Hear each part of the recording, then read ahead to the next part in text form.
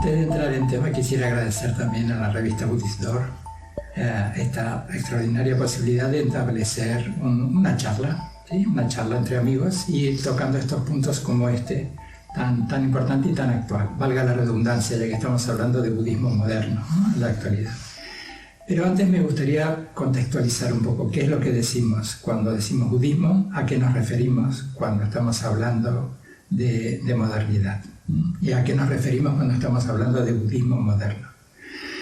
Budismo es una palabra que no define en su profundidad la extraordinaria riqueza que tienen todas las enseñanzas que dejara el Buda Sakyamuni como legado y todo el recorrido posterior a través de cientos de años y de geografías y culturas que ha ido pues dando esta riqueza extraordinaria. Una riqueza que en general en Occidente la conocemos casi como si fuesen productos regionales, porque hablamos budismo de Japón, budismo chino, budismo tibetano, budismo tailandés, y su manera más acertada es reconocer ese recorrido histórico desde el Valle del Ganges hasta nuestros días, hasta nuestra puerta, nuestro hogar.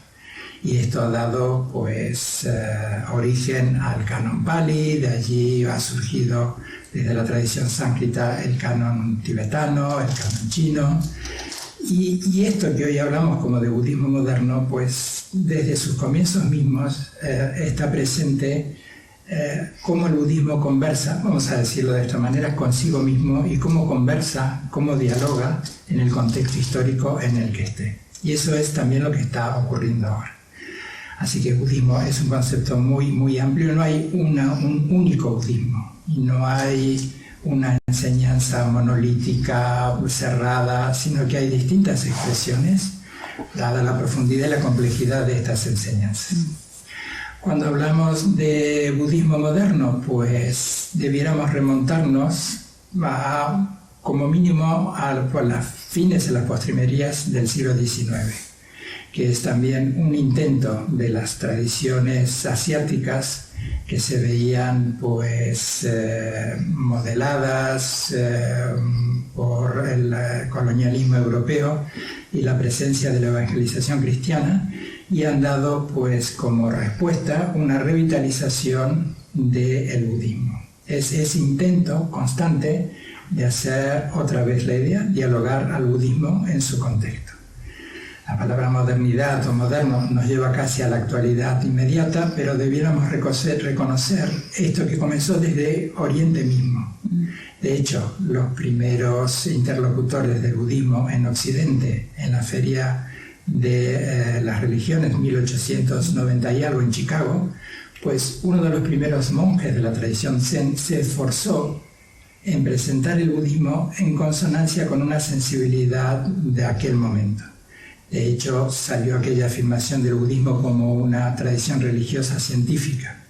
Exploró mucho y presentó mucho el tema de la impermanencia, de la interdependencia, que hoy son vocablos o términos que están muy populares y todos los conocemos, pero en aquel momento era novedoso. Así que desde allí y desde antes, desde sus comienzos mismos hasta hoy, el budismo ha dialogado en su contexto dependiendo de sus interlocutores. Como el mismo Buda, cuando daba enseñanzas dependiendo del contexto en el que estuviese, daba unas enseñanzas o daba otras.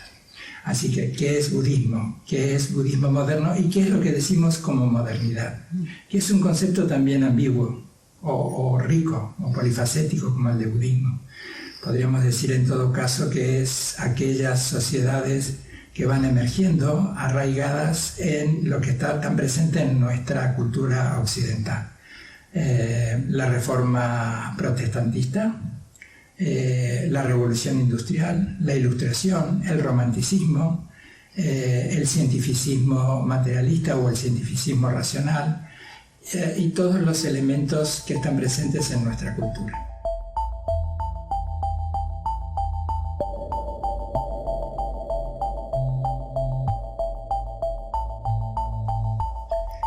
¿Qué es o cuáles son los factores positivos, lo más positivo que encuentro en esto que llamamos el budismo moderno?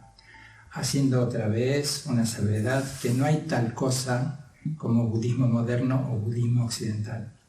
en todo caso, es la riqueza que tiene, la profundidad que tiene una tradición de sabiduría, como otras varias, que puede dialogar con el presente. Entonces, no es lo mismo, incluso hoy, siglo XXI, ser un practicante budista en Oriente que en Occidente. Ser un practicante budista laico o monástico en Oriente y en Occidente. Así que por un lado hay un contexto y hay una individualidad también, que es la que se experimenta a sí mismo y se experimenta en un contexto. En ese marco, ¿cómo me experimento yo o cuáles son los factores positivos que encuentro en este budismo moderno? Pues este diálogo constante entre la ciencia, entre las ciencias racionales, las ciencias, lo que podemos entender como ciencia en nuestro contexto, y las ciencias contemplativas, que es el budismo, que en un punto es una ciencia de la mente.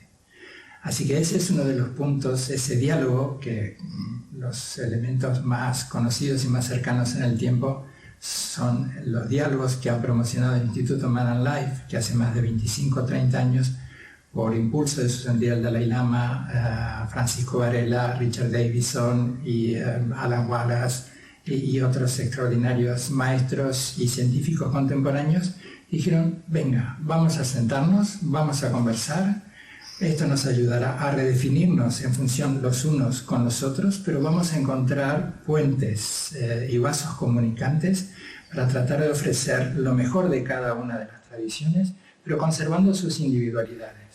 Que ese es otro punto que es importante resaltar, que no es la idea de llegar a una fusión o una identidad única como una gran mancha, sino cuál es el aporte.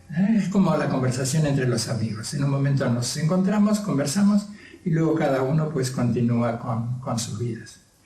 Así que para mí los aspectos positivos del budismo moderno es este encuentro entre las neurociencias o nuestras ciencias contemporáneas y el budismo.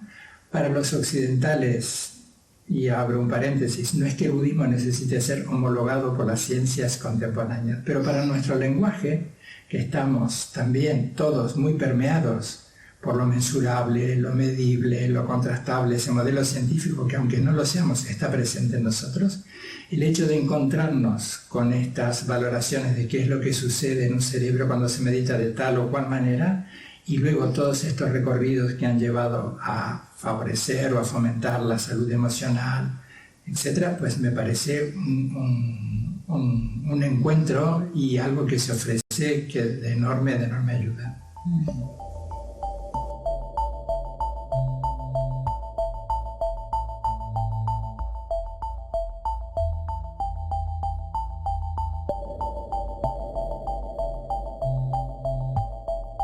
Tiene una parte emocionante, me gusta esa idea de aventura, de emocionante, que nos dé allí un ánimo, ¿sí? Estoy este último tiempo leyendo autores contemporáneos, maestros occidentales, budistas. Creo que estamos en un punto realmente significativo de un diálogo entre los budistas occidentales y los budistas orientales. Otra vez, con lo peligroso que es hacer estas definiciones tan categóricas. Pero ya hay como una suerte de masa crítica, vamos a utilizar esta idea, de budistas occidentales que pueden ir integrando otros aspectos. De hecho, no es patrimonio solo de los occidentales. Hace pocas semanas su santidad el Dalai Lama mantenía una charla con Greta Thunberg sobre el cuidado del planeta. Matías Ricard, alguien muy conocido, pues es una figura constante también en que incluso ha estado en el foro de Davos, pues hablando de cómo podemos redimensionar la economía a través de la solidaridad afectiva y que no es un lastre para una economía de mercado. Hay autores contemporáneos como Schalberg, Roshi Joan Halifax, David Loy, que están hablando de ecodharma, ecobudismo. Entonces, ese pozo de sabiduría puede expresarse en términos muy contemporáneos. Y hoy nuestra realidad es esta, el cuidado del medio ambiente, el redimensionar la economía, bueno, tantísimos aspectos que ya sabemos cuál es, porque nos vemos todos afectados por ello. Así que en este recorrido también de la destradicionalización del budismo, y de la desinstitucionalización del budismo tiene sus aspectos positivos, ¿sí? Que es, vamos a hacer conversar, dialogar al budismo con términos, en nuestros términos contemporáneos. Pero también balancearlo a esto, que tenemos que tener un diálogo constante con nuestras fuentes. Entonces, nuestra relación como occidentales con los maestros orientales la necesitaremos siempre. Porque así como a nosotros nos ha impregnado la ilustración, la revolución científica, etcétera, etcétera, a ellos lo ha impregnado su cultura. Y hay allí un intercambio extraordinario entre unos y otros. Eso es vital. Que no nos creamos esto, los listos de la película, y que digamos, bueno, aquí ahora vamos a poner orden en esta familia.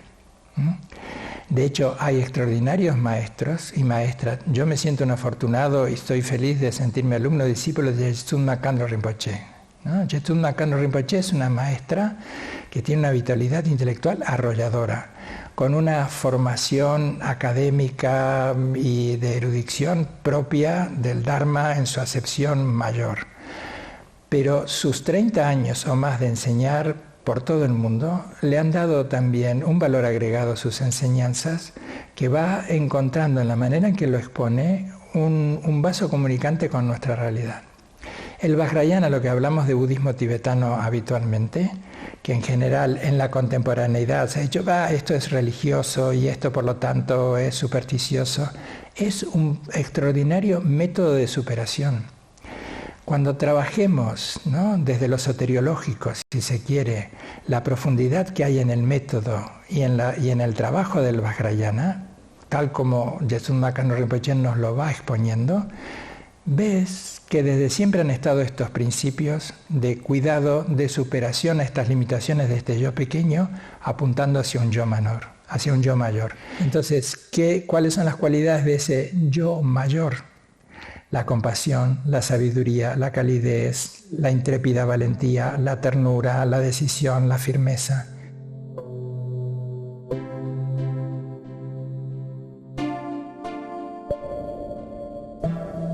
Yo no hablaría tanto en términos nocivos o perjudiciales del budismo moderno, ¿no?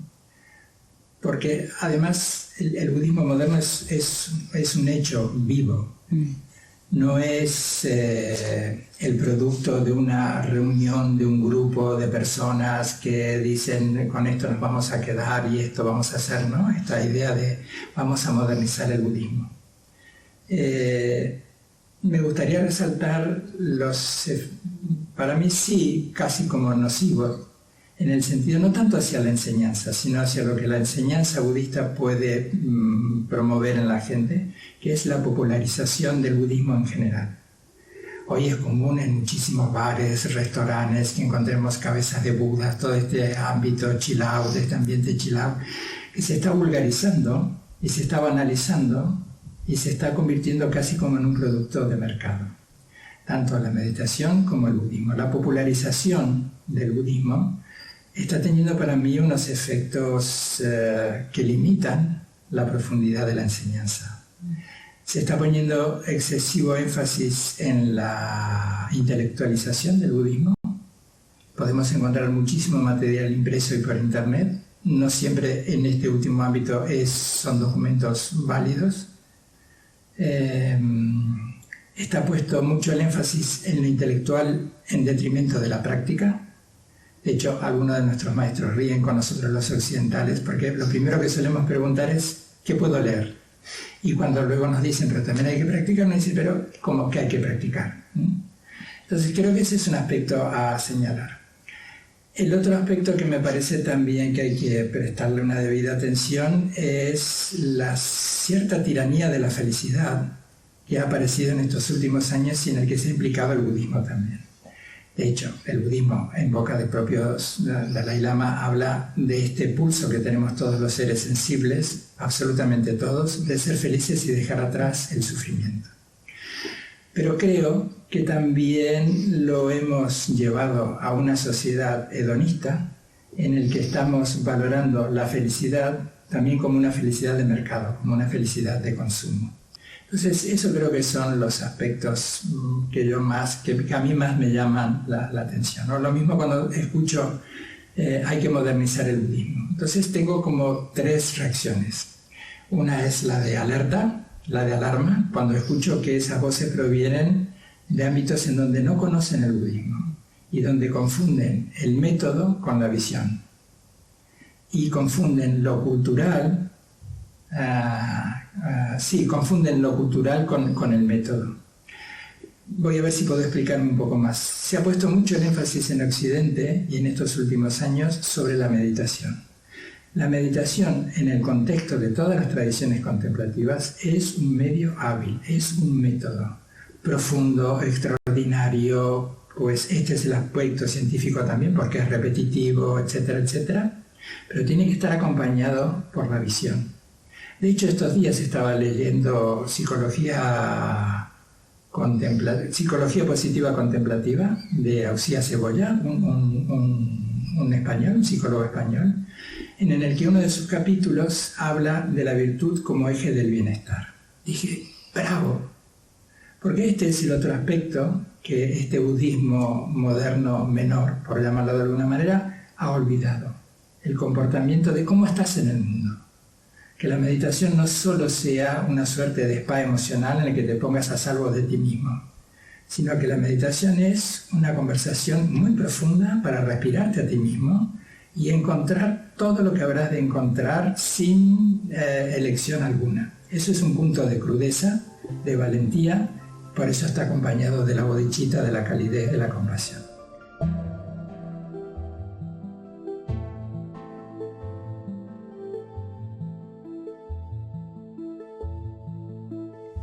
Creo que hay un pulso constante en nuestra sociedad que es el de producir y el de, cuando avisora que hay un interés, intenta inmediatamente convertirlo en un producto de mercado. Y el budismo y la meditación sobre todo, pues está cayendo bajo esas reglas, bajo el modelo negocio. Porque encontrarás por fuera de los centros budistas, aunque algunos también, pues habría que revisar un poco sus propuestas, está otra vez presente esto, el mayor beneficio con el menor esfuerzo y en el menor tiempo posible. Entonces, estos tres aspectos que los podemos tener en cuenta para hacerlo compatible con nuestras vidas contemporáneas, sobre todo para la enorme población occidental que no es monástica y que tiene que compatibilizar sus vidas personales, es un elemento a tener en cuenta. Pero creo que están apuntando a algo que nos atrae mucho, que es la pereza. Esperar desde esa pereza que con poco esfuerzo todo es como un pensamiento infantil, ¿no? De que todo se solucione pronto con el menor esfuerzo, porque ese esfuerzo, aunque no lo sepamos, pero a veces lo sospechamos, implica encontrarse con uno mismo. Y no siempre estamos dispuestos a encontrarnos con nosotros mismos. Entonces fabricamos un mundo ideal de la meditación, el mundo de Mr. Wonderful, lleno de frasecitas y lleno de historias que pueden ser balsámicas en un tiempo, pero acaban siendo tóxicas, porque también no hacen otra cosa más que alejarte de esa felicidad eudamónica. Vamos a utilizar un término griego que habla muy bien de lo que en el budismo llamamos felicidad, que es ese sentido de integridad, de bienestar, de seguridad, de dignidad, cuando nos observamos a nosotros mismos y que podemos estar con templanza, resiliencia y firmeza en el día, tocándonos, bailando con la música que suene en ese momento. Entonces yo creo que por un lado sí que tenemos poco tiempo, pero como decía Séneca, no sabemos si tenemos poco tiempo o lo malgastamos. Entonces es un tiempo también de revalorizar, de redimensionar cuál es nuestro tiempo. A veces creo que perdemos mucho tiempo en reclamar, en señalar lo que está mal y muy poco tiempo en embarcarnos, al menos en lo personal, en algo que nos acerque a una orilla a la que queremos llegar.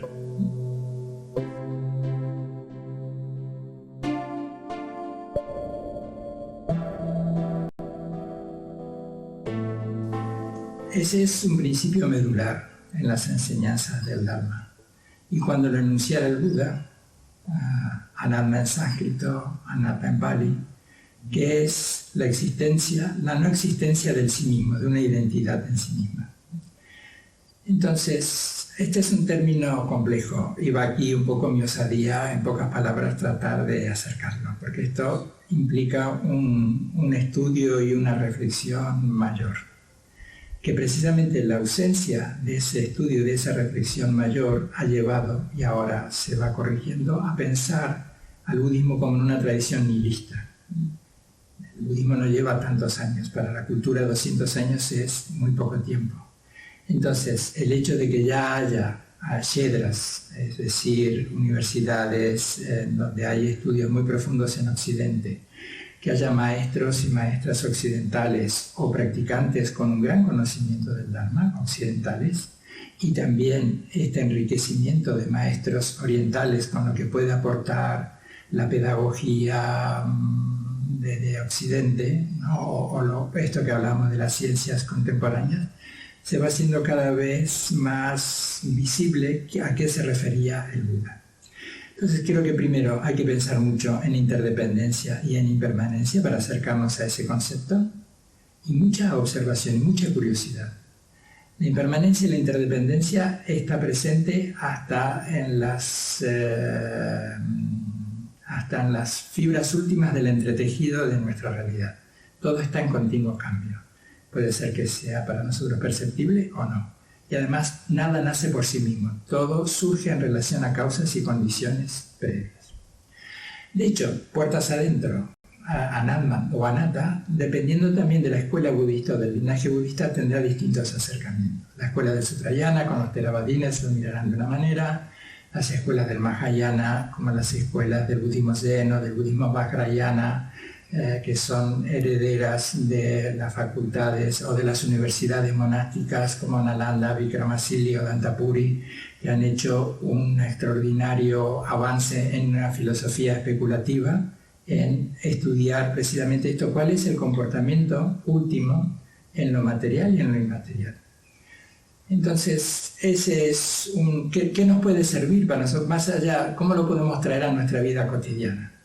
Pues creo que nos puede proveer ser más flexibles, acoplarnos a la danza constante de la impermanencia, de que el mundo nos está visitando y se está partiendo en todo momento, y que nosotros también estamos visitando el mundo y nos estamos retirando del mundo en todo momento. Con lo cual podría ser esto como una suerte de contrapeso para el aferramiento, para imponerle, cuando las cosas están bien, un cerrojo para que permanezcan, y en eso estamos colaborando nosotros a un sufrimiento futuro, ese empecinamiento a que el sol se quede en la puesta en el ocaso porque tanto nos gusta, y la decepción cuando el sol finalmente se esconde, o en el rechazo de desconocimiento, de evasión, cuando las situaciones pues son complejas y difíciles. El aquí y ahora no siempre nos gusta.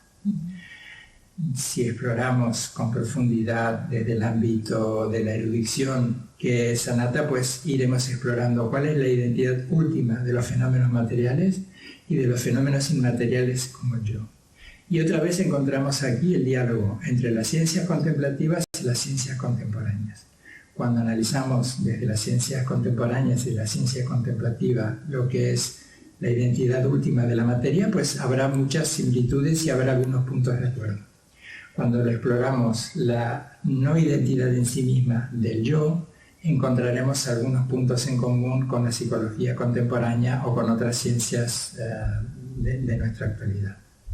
Que el yo es un constructo mental, esto es algo que compartimos desde el budismo y desde las ciencias de la psicología. El yo social, el yo nuclear, el que transporta nuestra identidad, el yo social que dependiendo de nuestro contexto nos conjugamos en las interrelaciones de una manera u otra, es necesario, es funcional, es operativo y es lo que surge. Pero esos pequeños yoes y la suma de todos esos pequeños yoes, en todos ellos estará presente siempre la infelicidad. Tal vez en un mundo comparativo y competitivo como es el occidental, pero el oriental también está, vamos a dejar de lado estas diferencias de Oriente y Occidente, pues ese es un punto tal vez nocivo. Por un lado, necesitamos la idea de un yo bien formado, que es una expresión de salud y de cordura mental, Las disfunciones de un yo son un enorme sufrimiento y esta toda nuestra psicología y psiquiatría ha definido de forma muy precisa todas las disfunciones emocionales cuando la idea del yo es muy difuso. Pero en las ciencias como la Dvaita, en las ciencias no dualistas o en las tradiciones no dualistas, se explorará cuál es esa identidad última. Entonces aquí podemos encontrar dos cosas o dos caminos. Lo que es trabajar con el alivio del sufrimiento y con la extinción del sufrimiento. Si tuviéramos una manera muy extrema que definir qué enseñó el Buda, es sobre el sufrimiento y sobre la eliminación del sufrimiento. Y hablar hoy del sufrimiento no tiene mucha prensa en Occidente. Incluso se ha patologizado el sufrimiento. Nuestras sociedades actuales tienen una escasa tolerancia al sufrimiento. Y si estamos sufriendo en un punto, se nos indica que hay algo que estamos haciendo mal o que no estamos consumiendo adecuadamente. Entonces, las tradiciones contemporáneas y el budismo también podemos trabajar en aliviar el dolor de ese yo que tanto nos constringe. Pero el budismo o las tradiciones no dualistas, pues cuando hablan de la extinción de esa identificación extrema con el yo, es como decir, no vamos a traer como solución para la eliminación del sufrimiento a una de las causas principales. El razonamiento sería este: no puede ser parte de la solución lo que es parte del problema.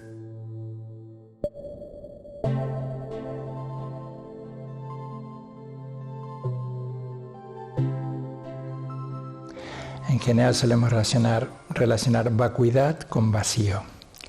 Tongpa-Nyi en tibetano hace referencia a la ausencia de identidad en sí misma, tanto de, como decíamos momentos atrás, del yo, como de los fenómenos materiales. Pero ¿cómo lo llevamos esto a cómo lo hacemos dialogar? Otra vez está presente esta idea del diálogo. ¿Cómo lo hacemos dialogar con nuestra vida cotidiana? Pues en mi opinión es la flexibilidad, la adaptabilidad, la intención de curiosidad, de no estar tan convencidos. Hay un punto en que nos convertimos como en la medida de las cosas. Y todo está bien o está mal en función de nuestra medida de las cosas, de ese yo que experimenta, que además en general desconocemos, que está tan condicionado por sus propios procesos cerebrales, sus propios procesos cognitivos, su tradición, su experiencia familiar, su experiencia social, que de repente nos encontramos opinando esto está bien o esto está mal, pero que nunca nos hemos puesto a explorar, o muy pocas veces, de dónde me surge a mí esta aseveración tan categórica de que esto es rojo y de aquello no lo es y por lo tanto no es correcto. Entonces, yo creo que nos hace más amables, más flexibles, nos puede llegar a ser más solidarios cuando podemos conciliar lo relativo y lo absoluto. De hecho, en el budismo estudiaremos lo que se llama la verdad relativa y la verdad absoluta. Lo relativo, lo cotidiano, la manera, por decirlo en términos también muy cercanos, la manera en cómo funcionan las cosas es cómo estamos en el mundo, lo absoluto. La manera auténtica de cómo son las cosas. Entonces esto es como saltar a la comba, saltar a la cuerda. Si quieres jugar en la vida tienes que cogerla, tienes que tomarla de los dos extremos, lo relativo y lo absoluto. Porque si solo nos quedamos en lo relativo, en la idea del yo, pues ya sabemos por el recorrido propio histórico que todas las sobreidentificaciones políticas, territoriales, deportivas, religiosas, todas han sido fuentes de conflicto cuando nos sobreidentificamos con esa estructura de un yo tan sólido y de todo lo que le conviene, le gusta y defiende. ¿Cómo hemos fabricado un yo? Esto es como Frankenstein. Hemos creado un monstruo y ahora es el monstruo el que se ha apoderado de nosotros. El monstruo, nuestra creación, ahora es nuestro dueño, ¿no? Creo que en una frase Frankenstein le dice, yo te he creado, ¿sí? Y el monstruo responde, sí, pero yo soy tu dueño. Entonces, eso es lo que nos está pasando y este es el diálogo contemporáneo de la creación del yo. Tantas sobreidentificaciones. Entonces, ¿qué es lo que podemos hacer otra vez haciendo dialogar al budismo con las ciencias contemporáneas? Yo creo que no hay una contradicción en ello, que no hay que plantearlo en términos de contradicción, sino tal vez yo me siento más cómodo en términos de colaboración. ¿Cómo podemos colaborar o cómo pueden colaborar? De hecho lo están haciendo las ciencias contemporáneas y las ciencias contemplativas. Entonces, creo que no hay mejor despedida que desde el amor, que para despedirse de ese yo limitante, como en nuestras relaciones personales, cuando decidimos cortar con una relación, la despedida más trabajosa, la más laboriosa, pero la más sana es desde el amor, no desde el enojo ni desde la negación. De hecho, la evasión espiritual y las rutas secundarias que vemos también en los ámbitos religiosos del budismo o de otras tradiciones son asumir esta impostación de ahora como no hay yo, como todo es vacuidad, y eso es alejarte de ti mismo. Entonces la pregunta es, ¿quieres seguir viviendo alejado de ti mismo o quieres vivirte a ti mismo? ¿Quieres respirarte a ti mismo?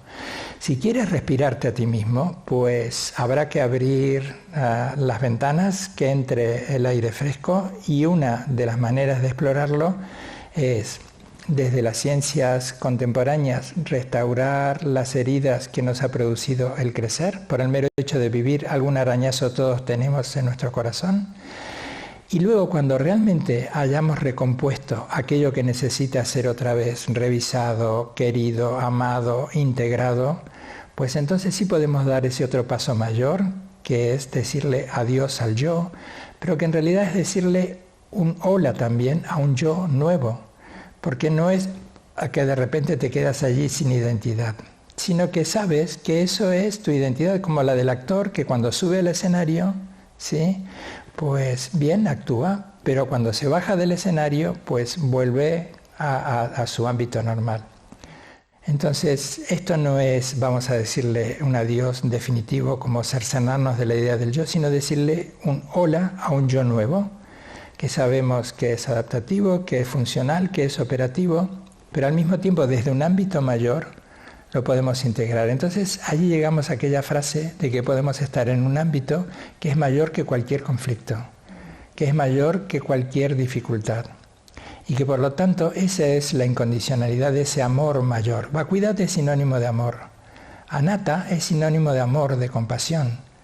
Lo diremos de una manera o de otra, pero es el mismo concepto. Entonces, cuando puedes descansar, aunque más no sea activamente, no solo pasivamente, puedes descansar de ti mismo, de esos yoes menores, desde ese espacio mayor, te comprendes, te sostienes, te corriges, te redimensionas y entonces puedes ofrecer al mundo lo mejor de ti y puedes tomar del mundo aquello que te trae y puedes decir amablemente, sin violencia, que esto que me trae no lo quiero.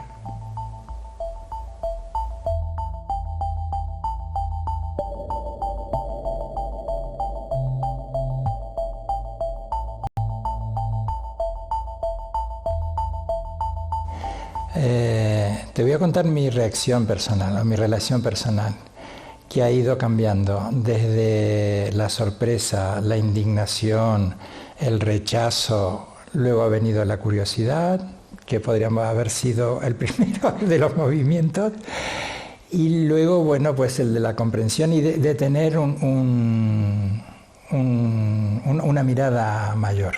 Y por resumirlo voy a utilizar lo que dice en una conversación que tienen Daniel Goleman y Richard Davidson, en el que establecen que hay un recorrido amplio, creo que lo dicen así, y un recorrido profundo. Entonces, ese recorrido amplio, que es mindfulness, MBSR y todos los aportes que pueden haber hecho Paul Gilbert, el trabajo de la autocompasión como Kristin Neff y tantísimos otros autores, para trabajar con esos yoes pequeños me parece estupendo. Y a mí me ha servido también muy bien para trabajar con mis propios yoes pequeños. Luego el recorrido profundo, que es, y con esto no desde la superioridad, sino un recorrido profundo que implica un compromiso proporcional, que es la extinción del sufrimiento. Entonces yo creo que hay que fomentar, y lo estamos haciendo en Occidente y en Oriente también, ese diálogo entre lo que hoy llamamos mindfulness, que a su vez se está redefiniendo a sí mismo, que ya está bajando la espuma, que está quedando gente extraordinaria, con una motivación estupendísima, con mucho conocimiento, con los aportes de la neurociencia, y están haciendo unos programas, pero que aportarán mucho a la gente. Han aportado mucho y están aportando mucho. Y luego, pues bueno, está esta otra opción. Si se quiere un recorrido mayor, pues bueno, aquí estamos.